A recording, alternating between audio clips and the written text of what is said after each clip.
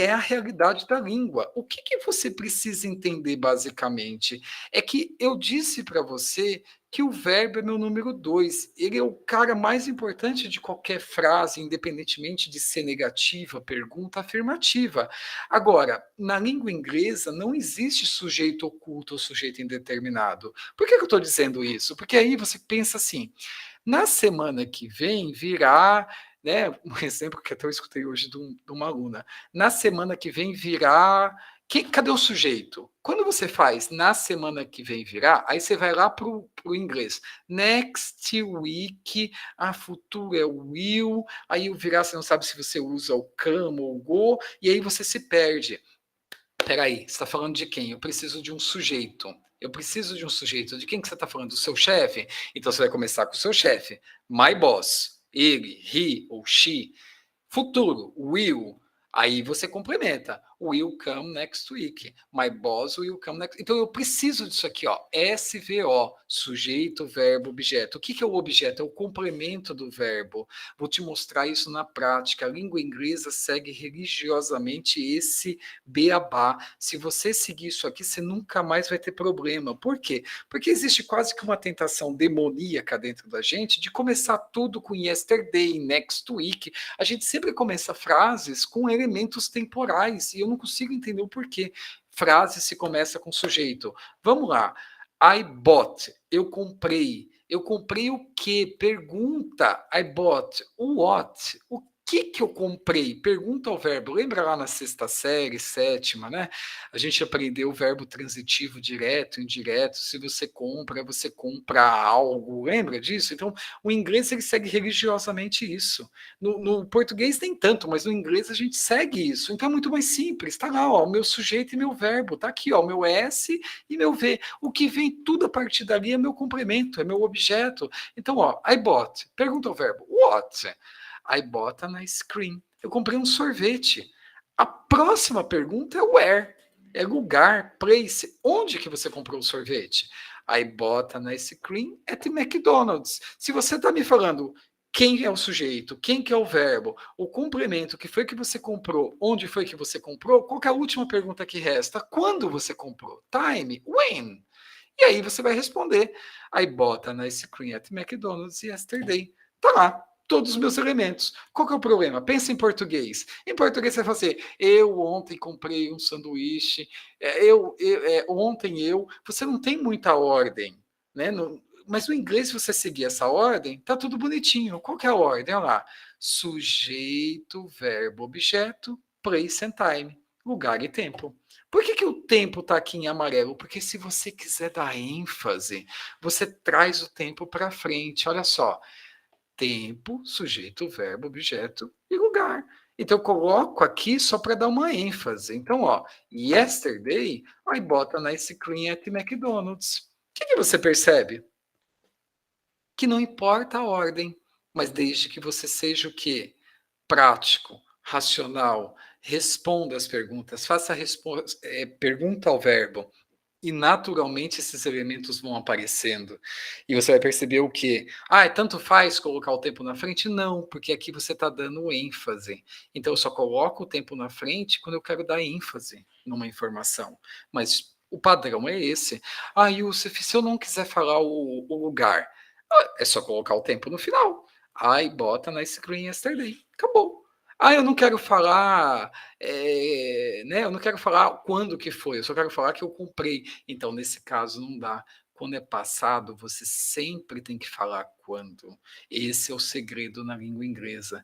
Toda vez que você usar o passado, você vai ter que falar um tempo que acabou no passado. Por quê? Porque se você não falar quando, você vai ter que usar quem? O have. Lembra que eu acabei de falar no segundo slide? Toda vez que a ação, o tempo, a situação estiverem em aberto, eu vou usar o have. Vimos mais uma peça. Poderia ser qualquer tempo verbal aqui. A ordem seria exatamente essa. Essa é a base, a estrutura do idioma. O idioma funciona dessa forma. Muito mais prático, muito mais fácil. Você não precisa saber gramática. O que você precisa? Praticar isso aqui.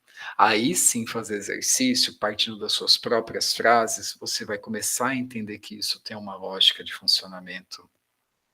Agora, Pensa num conjunto de fórmulas, né, num Excel, eu estou te dando as peças e o desafio aqui é a gente juntar essas peças, como se fosse um jogo de Lego conectando as peças, só que eu não vou conectar para você, quem vai conectar é você, senão o que que é aprendizagem? Ou então eu estou sendo simplesmente uma babá aqui, né, não existe, aprendizagem é 80% do aluno e 20% meu.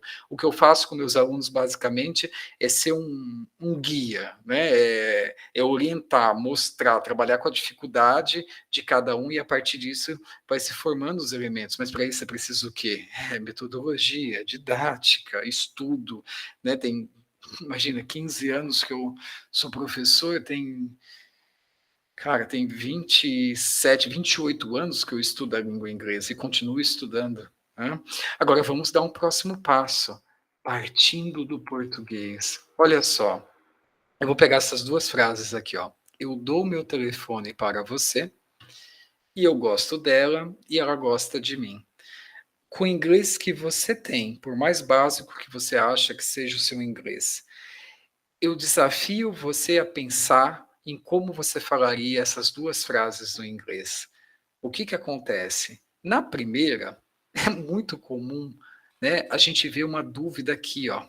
Você não sabe se você usa o to ou você não, ou se usa o for. Todo mundo se perde nessa questão de preposição, né? Na segunda, a gente tem essa questão dos pronomes, né? Eu gosto dela e ela gosta de mim. E aí eu falo para você o seguinte: você precisa saber todas as preposições? Não precisa.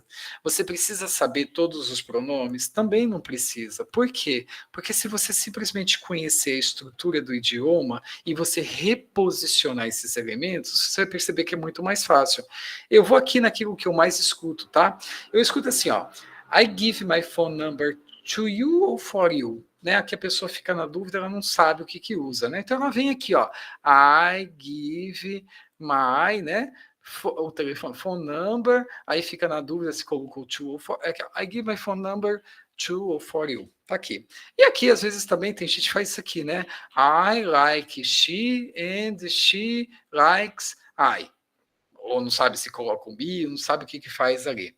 O que que eu quero te trazer como, né? PVP. O que que é PVP? Sempre esse verbo, ó, o meu número 2 lá de novo, ó, minha fórmula lá, ó, o meu número 2 lá, ó. Sempre o verbo, ele vem acompanhado de duas pessoas. O que que isso quer dizer? Essa é a estrutura da língua. Eu sempre trago a segunda pessoa que eu estou me referindo para junto desse verbo. A partir do momento que eu faço isso, olha como essa comunicação fica mais fácil. I give you. Quem que é you? Ó, eu peguei o you que estava aqui no finalzinho, ó. Tô pegando você e vou trazer para cá, ó. Por que que o gringo fala eu dou você? Por que que ele fala eu dou você? Porque ele está pensando em inglês e colocando no português. E o que que você tem que fazer? Ou por que que você comete erro? Você comete erro porque você pensa em português e coloca em inglês. Olha como é muito mais fácil. I give you. Olha lá, tem o meu verbo, coloco a pessoa aqui e aí eu trago a segunda pessoa para cá, ó, a minha fórmula aqui, ó. I give you o quê? My phone number. Olha lá, eu não preciso de to e for. Acabou. Acaba o problema. Yusuf, eu sempre posso fazer isso? Sempre. Independentemente do tempo verbal? Independentemente. Te desafio. Pode abrir qualquer coisa em inglês, qualquer site, pode ver o e-mail que você recebe na empresa, pode ver qualquer coisa. Você vai perceber que é muito mais simples. Oh, mas nunca ninguém me disse isso. Não tenho culpa. Não é minha culpa, eu estou te dizendo. Eu estou te dizendo isso. Isso para mim é inglês. Ah, e a questão dos pronomes? A mesma coisa. Olha só. I like her. Por que I like her?